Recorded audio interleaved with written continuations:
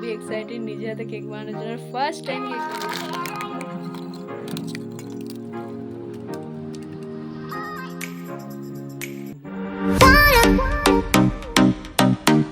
Hello guys, তো কেমন আছো তোমরা সবাই? আশা করছি তোমরা খুব খুব খুব ভালো আছো। আমি খুব খুব খুব ভালো আছি। তো অনেক দিন পর আমি আমার ব্লগে এসেছি। তো তোমরা কেমন আছো? তো আমি আজকে একটা স্পেশাল দিনের জন্য ব্লগটা করছি। তো কালকে 3rd জুলাই আমার বার্থডে। তো আগের ইয়ারের বার্থডে ব্লগটা আমার চ্যানেলে আপলোড করা আছে, যা যা এখনই প্লিজ দেখে নাও। আর এটা হচ্ছে 2024-এর আমার বার্থডে চলে এসছে, আর আজকে হচ্ছে 2nd জুলাই। তো আমি লাইফে ফার্স্ট টাইম, তো তোমরা আগের ব্লগটা দেখলেই বুঝতে পারবে যে বার্থডে অত একটা খুব ভালো করে সেলিব্রেশন করি না। তো এবছর ভাবলাম কিছু একটা ইউনিক কিছু করি। তো আমি ভেবেছি এবছর বার্থডেতে আমি নিজের হাতে কেক বানাবো। তো আমি খুবই এক্সাইটেড নিজের হাতে কেক বানানোর জন্য। ফার্স্ট টাইম কেক বানাবো, তাও আবার নিজের বার্থডে। বাও! তো বানাতে চলেছি। তো তোমরা প্লিজ আমার সাথে থেকো।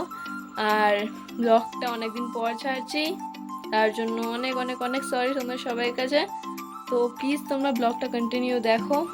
আমি একটা খুবই ইজি পদ্ধতিতে, অনেক সহজ পদ্ধতিতে কেকটা বানাবো। তো কেকটা জানিও না আমি কেমন খেতে হবে, কারণ কোনোদিন বানাইনি। তো চলো বানানো যাক, আর আমার সাথে চলো দেখা যাক। বন্ধুরা, আমি সব কটা বিস্কুটের প্যাকেট নিয়ে নিয়েছি, আর আমি সেগুলোকে কেটে সব বিস্কুটগুলোকে ছোটো ছোটো ছোটো ছোটো টুকরো করে দিয়ে দিচ্ছি। কারণ বিস্কুটগুলো যদি ছোটো ছোটো না করে দিই তাহলে হয়তো আটকে যেতে পারে, বা খুব ভালো করে একদম প্রপার মিক্স নাও হতে পারে। তো তাই আমি একদম ছোটো ছোটো করে দিচ্ছি। আর আমি সব কটা একেবারে করবো না, যেহেতু আমার এটা ছোট, তো তাই আমি ধীরে ধীরে ধীরে ধীরে সব কটা আস্তে আস্তে করব, মানে একটু অল্প অল্প করে করব। তো তাই আমি সব কটা ছোটো ছোটো ছোটো ছোটো টুকরো করে কেটে দিচ্ছি। তো এবার আমি ঢাকনাটা আটকে দিচ্ছি ভালো করে, আর বসিয়ে দিচ্ছি মিক্সার গ্রাইন্ডারে। তো আমার ভালো করে একদম প্রপার গুঁড়ো করা হয়ে গেছে। তো আমি সেটাকে একটা বাটির মধ্যে নিয়ে নিলাম। এরপর আমি সেই বিস্কুটটার গুঁড়োটার মধ্যে অল্প অল্প করে দুধ দিয়ে হালকা করে মিক্স করে নেবো।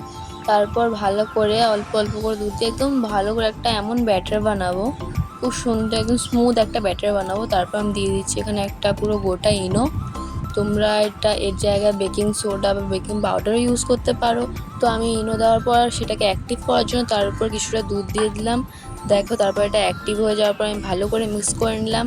তো ভালো করে মিক্স করার পর, তো আমার কাছে বাটার পেপার না থাকার কারণে আমি একটা বাটি নিলাম। সেই বাটি আমি তার উপর তেল দিয়ে একটা ময়দার গুঁড়ো একটু হালকা করে ছড়িয়ে দিয়ে একটা বানিয়ে নিয়েছি। তো তার উপর আমি দিয়ে দিচ্ছি সঙ্গে সঙ্গে, বিকজ ইনোটা দেওয়ার পর বেশিক্ষণ মিক্স করলে ওটা অন্য কিছু হয়ে যেতে পারে। তো ওটা আমি ভালো করে ব্যাটারটা দেওয়ার পর ভালো করে নাড়িয়ে একটু যাতে এয়ার বাবলসগুলো বসে যায় তার জন্য একটু নাড়িয়ে নিলাম। তারপর আমি বেক করা হয়ে গেল। তো সেই ক্লিপটা আমি নিতে ভুলে গেছি।